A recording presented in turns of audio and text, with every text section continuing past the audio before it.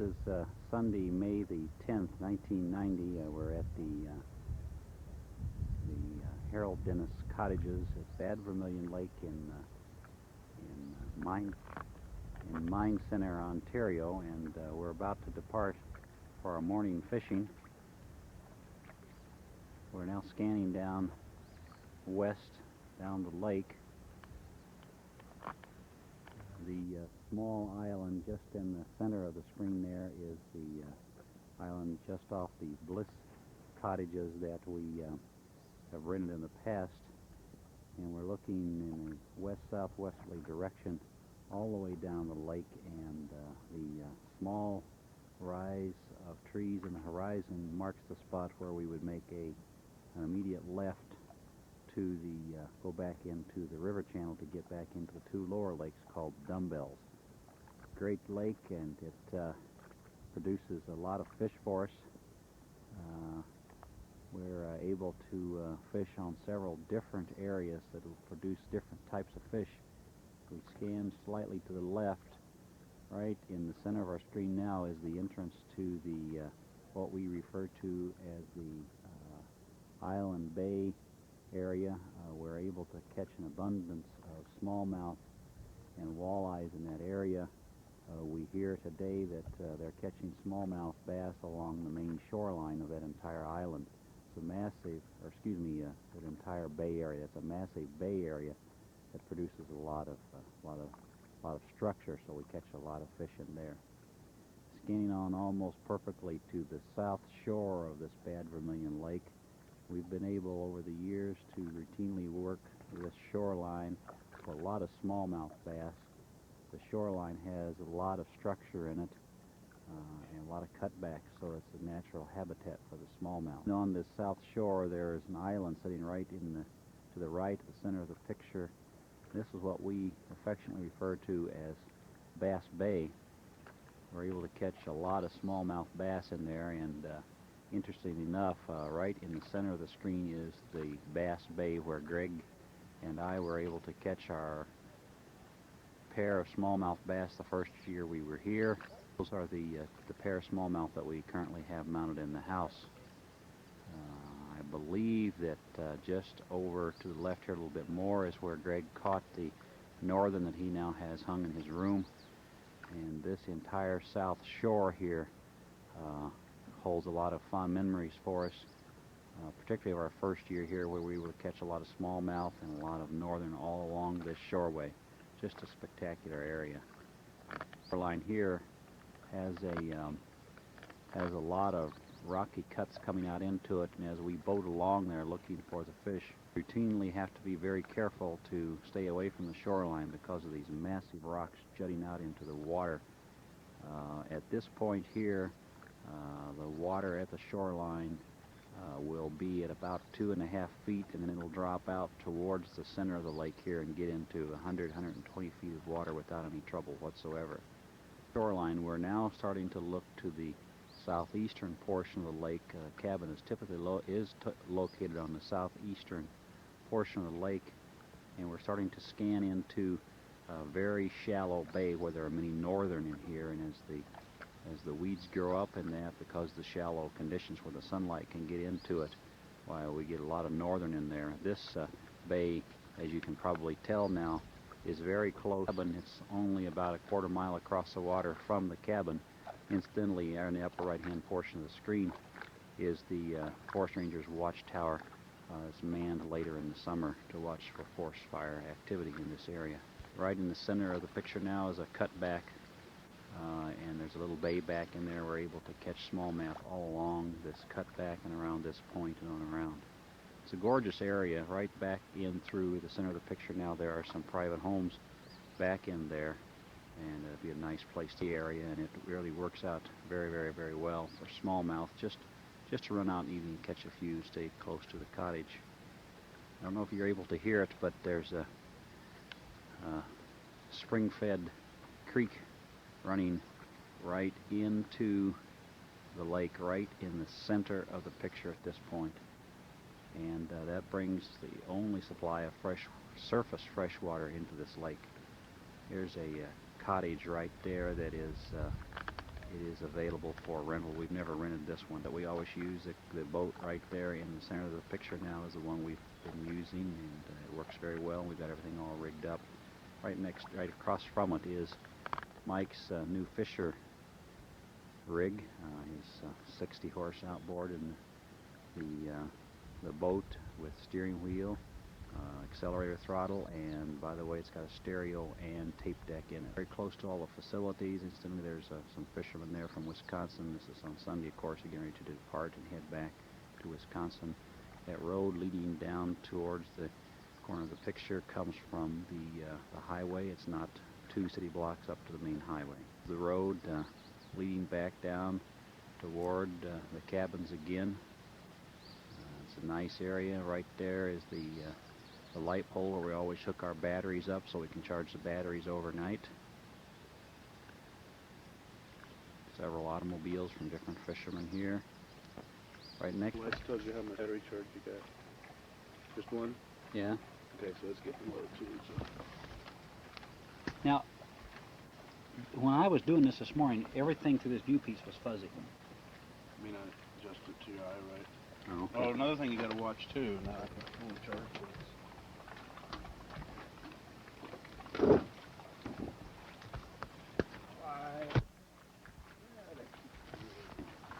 So that your vision is clear? Well, you can. There's a thing right here that moves back and Oh, forth. okay. And this, if this doesn't, if it's not sitting out far enough for you, you can Oh, no, slide don't. it out this way a little Oh, bit I too. see. Is that okay? Yeah, that's good.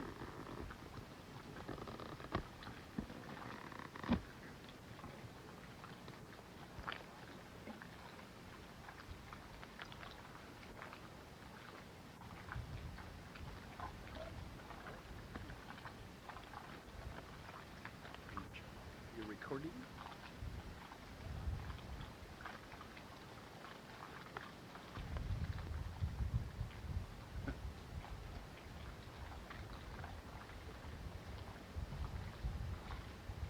This is Greg and Josh, June 10, June 10, 1990, fishing off the dock, Bliss's Cottages. Correction, this is Greg, and this is Josh at Mine Center Cottage.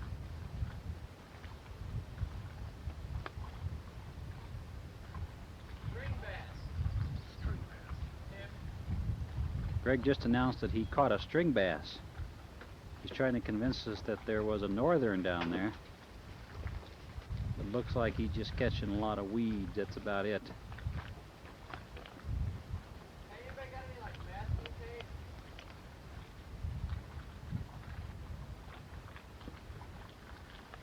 You can stop filming us. Hey, Josh, drop the lure.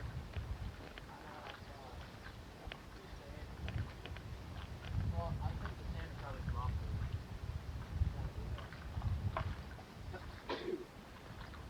Show me your keys, Nick.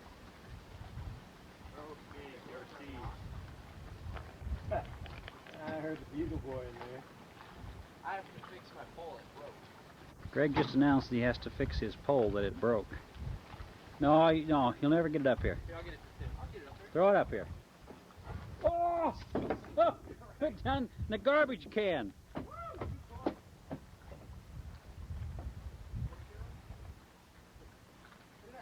This is Josh. He's trying to do a little fishing down here on the Mine Center camp dock. We've come in for lunch and we're having a good time here, just kind of relaxing.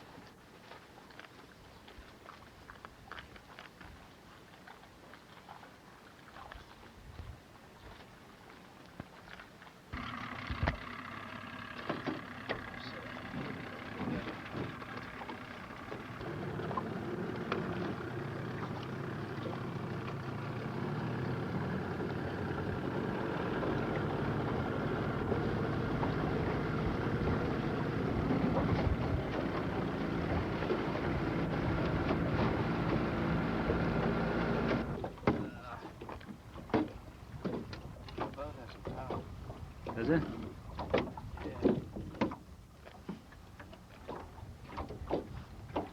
That is.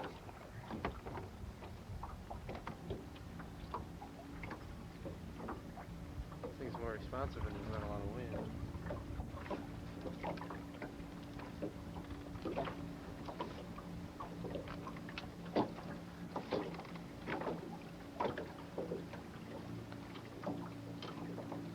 Shoot, you're not gonna do this much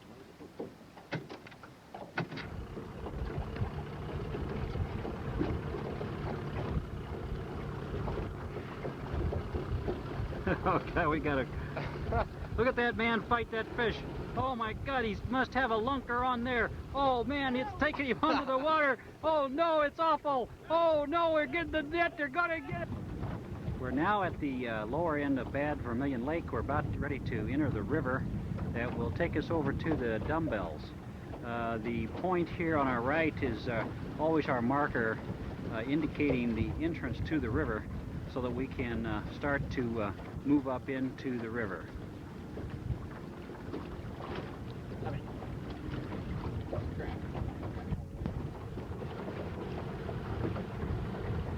We're still cruising into the river, heading towards the dumbbells right here. like that.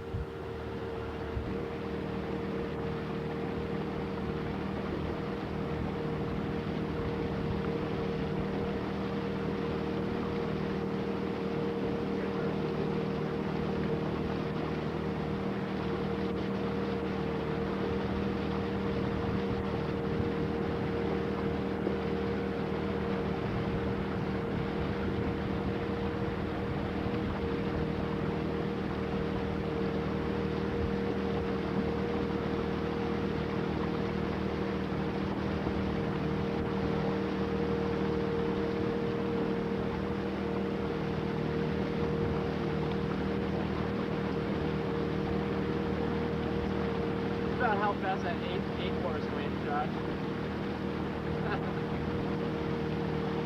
Not much faster. That's here. Wow, that hurts. Hi, Mom. Josh got a fish, Mom.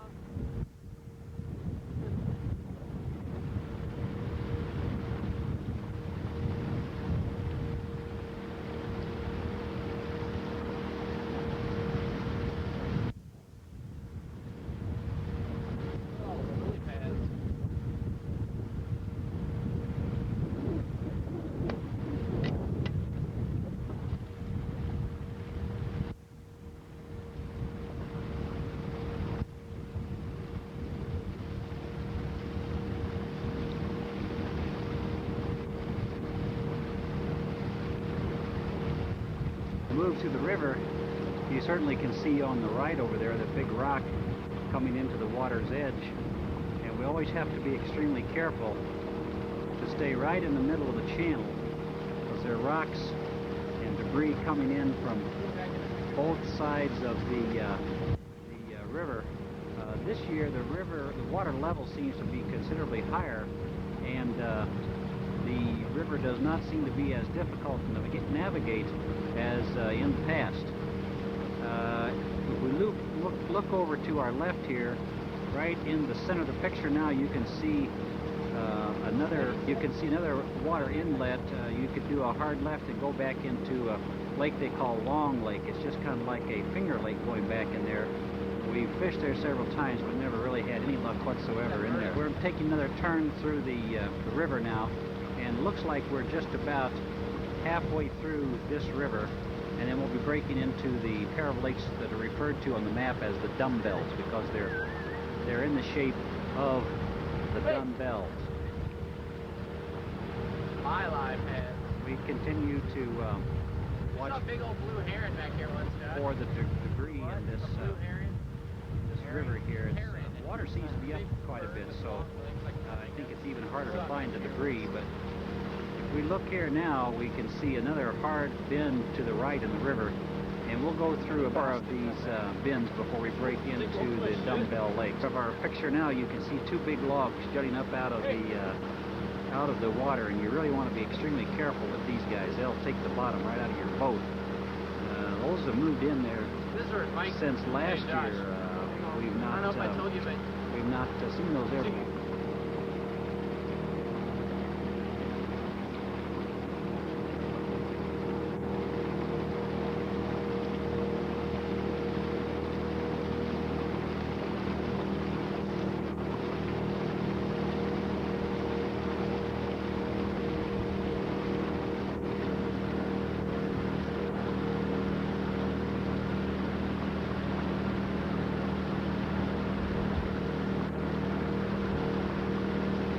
how far back you'd have to go though. One of the interesting things going on here is all this land and the trees and everything I'm filming belong to the Indians. That's the Indian reservation. And I think we've got a sign coming up right here. It says something to the effect they want us to stay off of their land. I think that's what it says.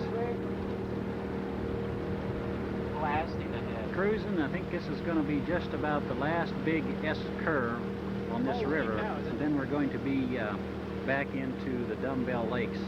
If you look straight in the middle of the picture, the long line of the tree line coming down to disappearance right in the middle of the screen, that's actually the Dumbbell area.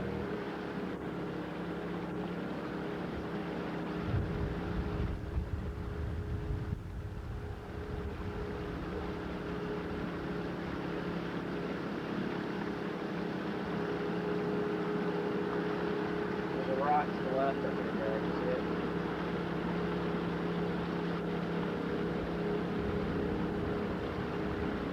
Or long. And to the right up here.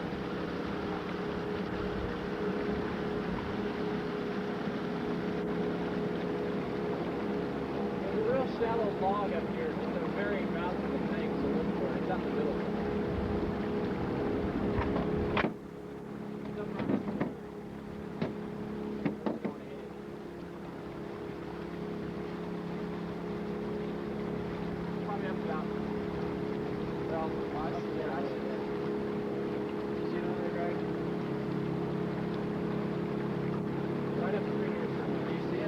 You can see the inlet into the upper lake of the Lake Dumbbells.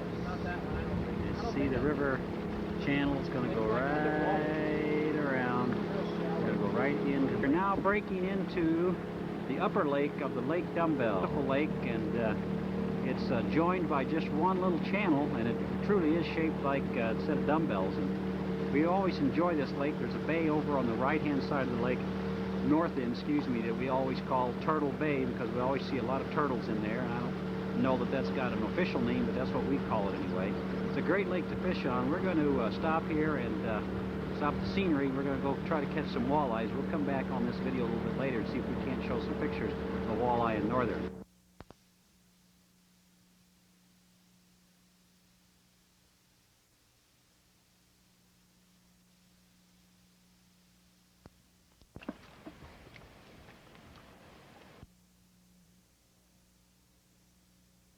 From the turtle, I don't know if you can see, he's upside down. He Yeah. was trying to get away. We found him up on the road. On the road. You can see him there, kinda. He's alive. You know, panning up Josh's leg. Today. Green light. Yeah, that's right. Panning across the lake, which you cannot see. It's kind of dark, so got turned off. The cottage. Okay, we're gonna go eat some fish. Bye.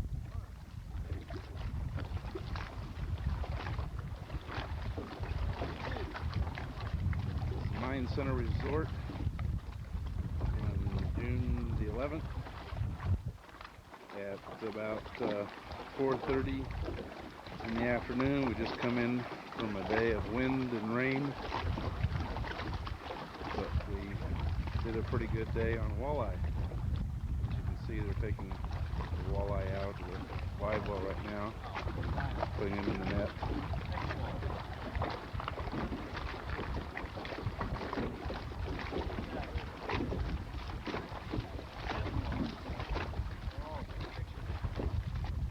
There's some smallmouth bass in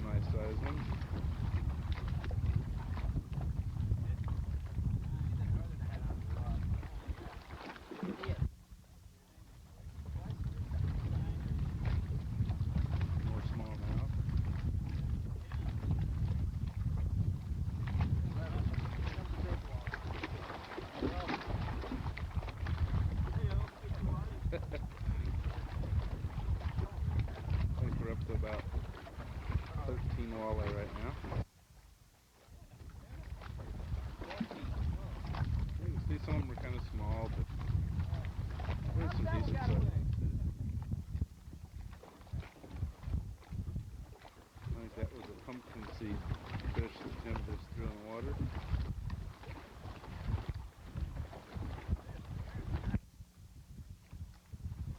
Nice walleye.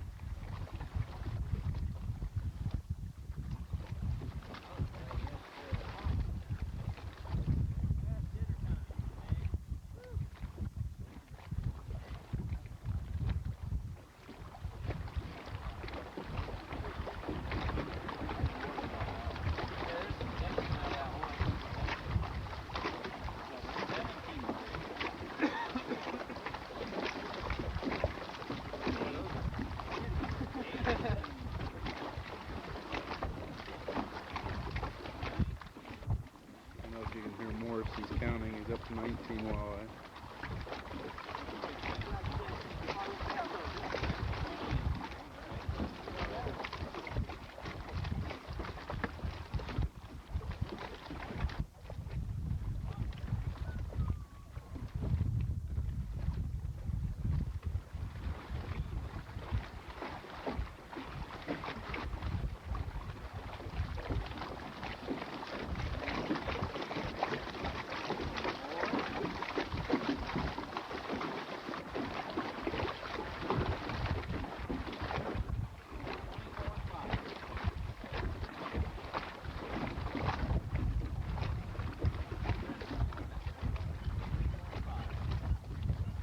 We've got a total there, another smallmouth of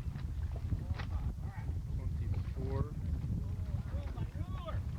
walleye and 5 smallmouth. Now the fun gets to start. We get to go clean them.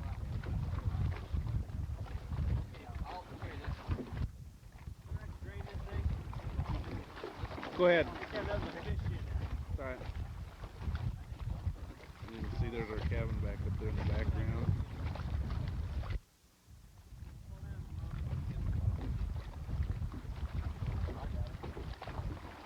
The boys are going to head up to the fish cleaning hut.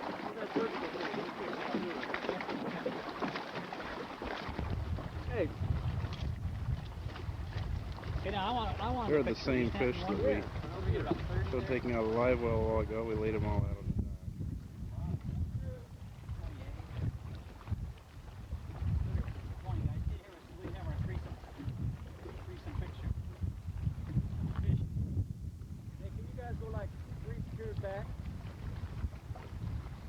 There's Morse, Josh, and Greg with today's catch. All right, thanks. You want to get in the picture? This thing's got its dying quiver on it right there. It'd be okay. Body slam it, man. Give him a good flop on the ground. Mike, what do you think of this fishing out there today? I think it sucked as a whole. And Ramon, how do you feel about the fishing today? Keep talking to the microphone, I can't hear you.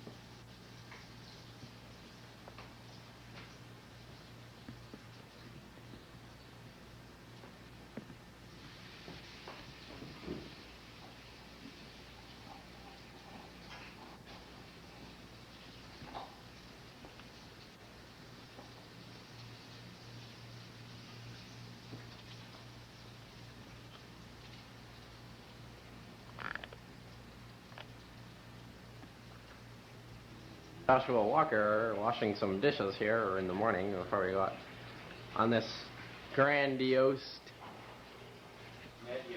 Ned Yost Tuesday morning. He's doing a good job, but he thinks the water's too cold. Everybody else is up at the old Mine Center Esso station getting some lures and stuff, getting some gas. Oh, Josh, you do such a good job. Area here. Are you really? Yeah. Get the old upstairs. That's where me and Josh are sleeping. There's the fan that we played baseball with. And I go down here, and that's the window out to the lake. And I got the old table here, and I got Josh right there. And out the front door. What?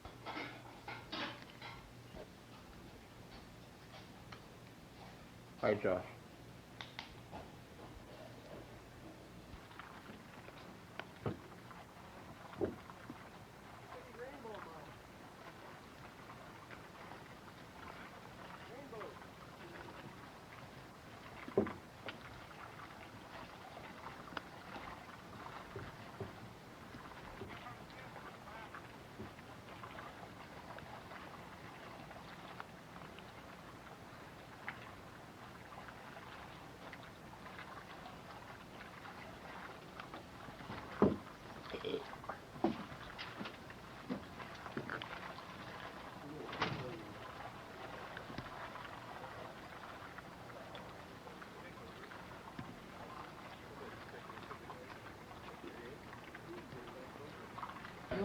This is Josh and Greg. We've got a couple of nice fish here this evening. There's a walleye with Greg and another walleye with Josh. Josh caught that a couple days ago. It looks a little stiff.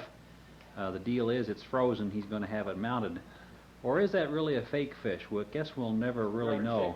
Let's see, mine's a little bit bigger. Yeah, Greg does a little comparison there, and it's a real fine fish. More quality. So there we are, Thursday night, June 1990, at the Bad Vermilion Resort.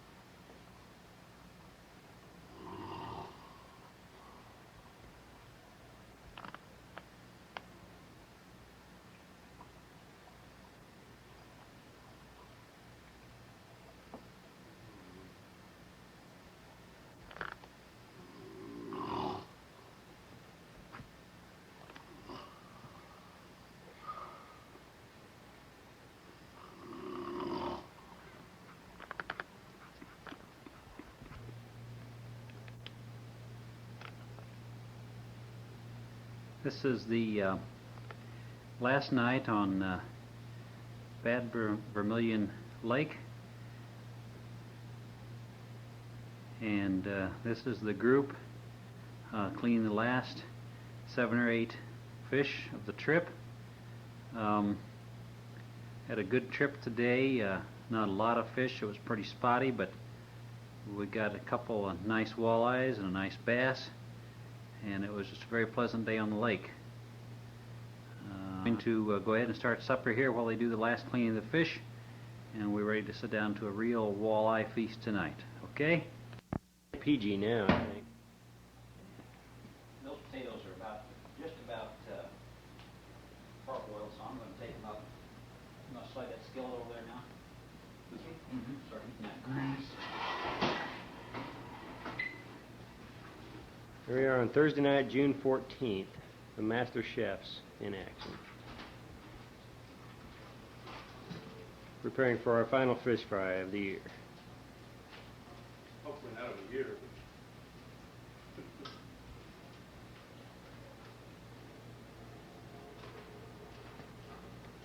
Great start to fish, huh?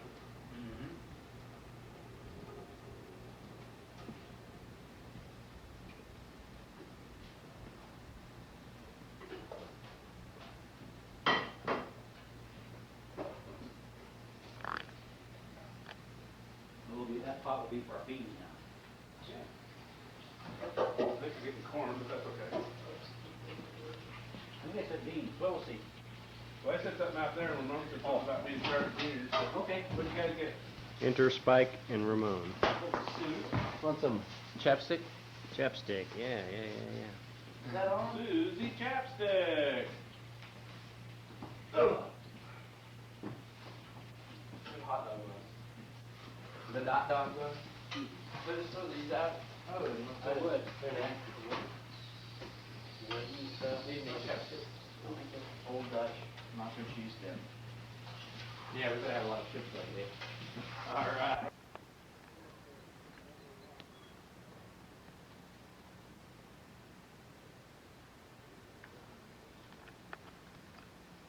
Here we have a seagull eating the scraps of tonight's fish cleaning.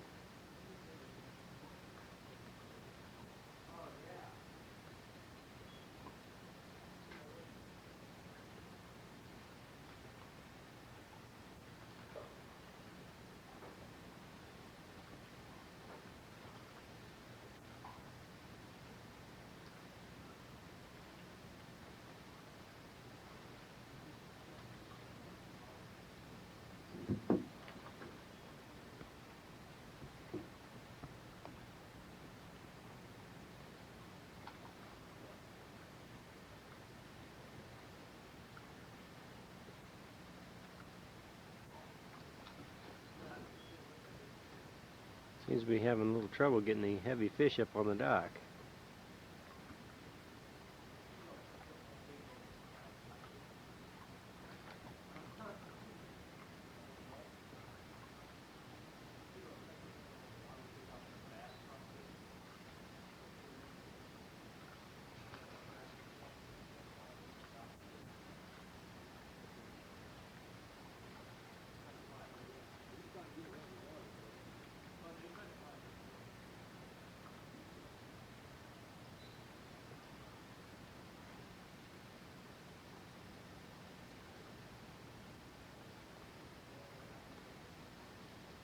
Thursday. Ah. Is it on? Got 2 nice smallmouth bass was caught Thursday evening. So about 2 pounds and 2.5 pounds. They're in Queen's Park. Please take comment just today. Question period. Oral questions. The Leader of the Opposition. Thank you, Mr. Speaker. Mr. Speaker, in the absence of anyone else, I'll have to ask my questions to the Minister of Community and Social Services. Mr. Speaker, I wonder if the Minister can explain, on the basis of either a family of 3 working for the minimum wage or at or around the minimum wage, or a family of 3 receiving social assistance. I wonder if the Minister can explain that when you take housing costs into account, how a family is supposed to be able to eat when Agriculture Canada has just come up with a very interesting study showing that if you live in Toronto, a family of 3 would need at least $350 for food alone per month, at least $350 per month. Now, Mr. Speaker, I would remind the Minister that the average rental costs in the city are upwards of $1,400, that a cheap rent would be $1,200 or $1,000, according to the most recent statistics, and that nowhere near minimum wage or social assistance allows you to provide even for housing. My question to the Minister is, do you not understand that people are having to choose between clothing and food and housing in order to get by every month? Minister. Thank you very much, Mr. Speaker. Certainly, I think everyone recognizes that food costs, shelter costs, particularly for single parents, for those who are at or for on minimum wage or for those who are on social assistance, are very difficult, and that's why we took the various steps that we did last year to begin to address those issues, to increase the rates for shelter and for basic food and clothing, and to make other changes with respect to children's benefits as well. I think that when we look at the amounts that individuals receive, it's going to vary as well from community to community, but we have had examples through the Social Planning Council study on the impact of our shelter and the impact of the basic rates change of some positive signs of helping directly families on social assistance. There's still much that needs to be done, but I think the direction that we're going is the correct one, and that we are seeing beneficial changes for those individuals and for those families. Supplementary. Mr. Speaker, just say to the Minister that let's follow this arithmetic. The basic arithmetic of daily life for hundreds of thousands of people in the province. Mr. Speaker, back in 1975, a person who worked on the minimum wage would have to work for 50 hours a week in order to be living at the poverty line, at the poverty level in Ontario today. 50 hours a week on the minimum wage could get you up to the poverty line. Now, Mr. Speaker, today, a working person would have to work 87 hours a week on the minimum wage in order to get up to the poverty line. That's how bad the gap has become. That's how wide the gap has grown between those who are working, for example, in contracts, for collective agreements, and those who are having to rely on the minimum wage as the only trade union they really have. I want to ask the Minister this question. Can you tell us why it is the government of Ontario has, as a matter of deliberate policy, allowed the minimum wage to fall so far behind that somebody would have to work nearly 90 hours a week in order to get to the poverty line? Well, Mr. Speaker, I think that in answer to the honourable member, it's important to note that there, in my view, three basic ways that we try to assist those who are on social assistance or at the lower end of the wage scale. Clearly, minimum wage is one. The other is to improve social assistance benefits. And the third one is in relation to the whole question of taxes for those at the lower end of the income scale. I think on the social assistance side, we've made some great progress in the last year. The Treasurer announced further cuts on the income tax side, and at that point, he indicated that we would be discussing the issue of minimum wage and that there would be a statement later in the session. So I think that when we look at the minimum wage, clearly that is an area where we recognize there's an importance to that, and we'll be taking steps with respect to that in due course. Final supplementary. Mr. Speaker, the people who are outside have asked me to present to the Premier a copy of the budget, and it's got return to sender on it. Since the Premier isn't here, I'd ask that the Minister receive the budget, because it does so much for people who are well off, so much for corporations, $140 million tax write-off for corporations, in addition to the billions of taxes they now refuse to pay or don't have to pay because of the way the system operates. Mr. Speaker, I'd like to ask the Minister again this simple question, on the question of the minimum wage. Can you tell us why in the budget, for example, corporations got a tax write-off of $141 million? That was upfront money. They didn't have to wait around for that. But in fact, working people are now being told you're going to have to wait in the back of the line when we know they're going to have to work 90 hours a week in order to get up to the poverty line in the province. Minister? Thank you, Mr. Speaker.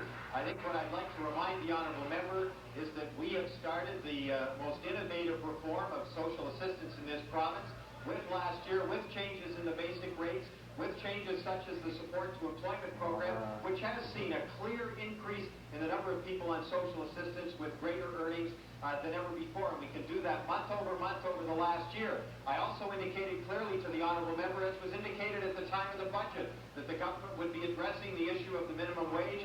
The Minister of Labour has been carrying on discussions about that, and we will be making a move on that. We quite recognize the importance of the minimum wage as part of the overall package of initiatives that the government can take to help those both on social assistance and those who are at the lower end of the income scale. But I think that when you look at what we've been able to do over the last number of years and compare it with any other jurisdiction in North America, that what we have done is progressive and moving definitely in the right direction to help those at the lower end of the income scale. Mr. Speaker, a question to the Minister of Citizenship, if I could. Let me remind the honourable member once again that the government has moved in terms of the 88,000 employees of the Ontario Public Service, have taken initiatives that are currently being introduced to the Bill 107, the Police Services Act, which focus on mandatory employment equity initiatives. The Ontario Women's Directorate has a fund which helps employment equity for women, particularly in the broader public sector, not to mention initiatives that my colleague, the Minister of Education, has taken. And as I mentioned to the honourable member before, I am working diligently through the cabinet process with my colleagues on broader employment equity initiatives to cover the broader public sector and the private sector of Ontario. Supplementary. The government's definition of employment equity is to serve canapes and cocktails over the Liberal caucus room. I can hardly get to my office for all the people who are being invited for parties over there. That's all you're doing. That's all you're doing is receptions, parties, and plaques from the member from Parkdale. That's what it amounts to. Receptions, parties, and plaques. Mr. Speaker, I'm asking the Minister for laws. I want to ask the Minister, when are we finally going to see some legislation that's going to deal with this issue? When are we going to see it? Minister? Well, let me say once again, Mr. Speaker, that the process of talking to approximately 100 different groups within the province of Ontario to determine exactly what shape the employment equity initiative should take were completed. The government is currently going through the Cabinet Committee Final supplementary. I would be the last one, Mr. Speaker, to stop the minister from doing what he would love to do. What I would like to ask the minister, though, is he promised us this legislation in 1985. His party promised it in 1983 when they were in opposition. They promised it in 84. They promised it in 85 when they became the government. They promised it in 86. They promised it in 87. They promised it in 88. They promised it in 89. And now you're promising that there's nothing you would rather love to do than to bring in this legislation. Mr. Speaker, I'd like to ask the minister, what is the force that is stopping him from doing what his party has said they want to do for the last 7 years? What's stopping you? Minister. Again, let me repeat, Mr. Speaker, that the government has shown its performance in these other sectors of the government. It will just be a matter of time before we are in a position to take it through the Cabinet Committee process to the Cabinet in order to be able to present the employment equity initiatives. New question, the member Perry Stone. Mr. Speaker, I have a question of the Minister of Health.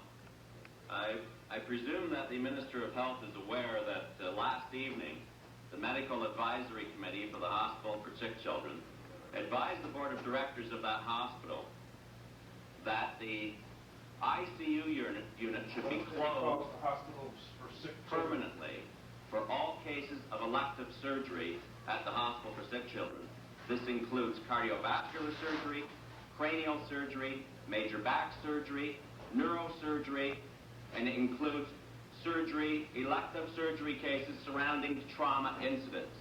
Unconscionable. This week alone, 11 elective cases of cardiovascular surgery at the Hospital for Sick Children have been canceled. 11 out of 11. Recording. When they need them. New question, the member for Sarnia. The question the same way. Mr. Speaker, my question is for the minister. Order.